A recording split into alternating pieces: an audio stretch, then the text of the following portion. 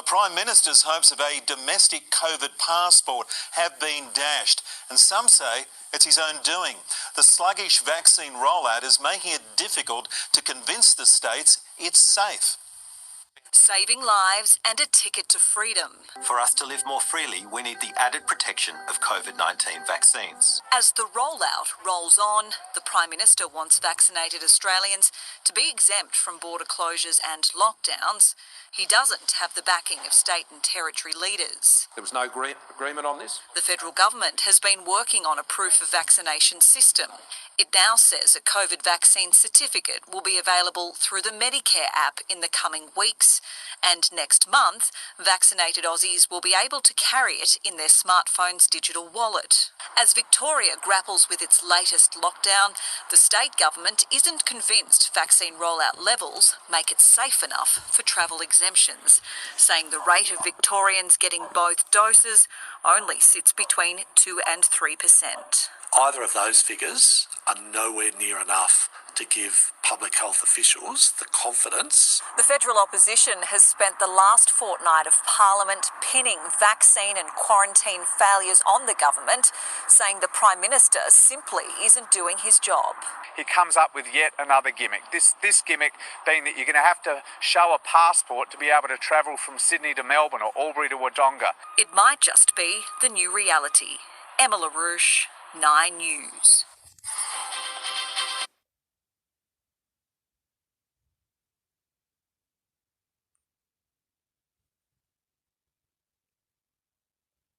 It could soon become mandatory for aged and disability care workers to be vaccinated against COVID-19, with medical experts asked to look into the plan. Today, the PM announced the vaccine rollout will ramp up further next week, when all Australians aged 40 to 49 will become eligible to get a Pfizer jab. Cheryl Canny loves the elderly residents she cares for. They accept you as part of the family. To protect them, she rolled up her sleeve and protected herself against COVID-19. I believe that we should. These people are very vulnerable. But soon, others in Cheryl's shoes might not have a choice, with National Cabinet moving towards making vaccinations mandatory for aged and disability care workers. We're leaning heavily into this. The leaders have asked the medical expert panel to advise how it can be done and when. The Chief Medical Officer has raised concerns about workers choosing to quit instead of getting a jab. We know that could be an issue, so we don't want that to be an issue. Some states agree. We don't want to create the perverse outcome that makes it even more difficult to get a skilled workforce. And the final decision will rest with them. The federal government has been under pressure to ramp up the rollout in aged and disability care. It says at least 78,000 aged care workers have now been vaccinated, but that number is expected to rise on June 15, when reporting for the industry becomes mandatory. Today, the Prime Minister promised to kick the rollout into the next gear, with a top army official leading the battle.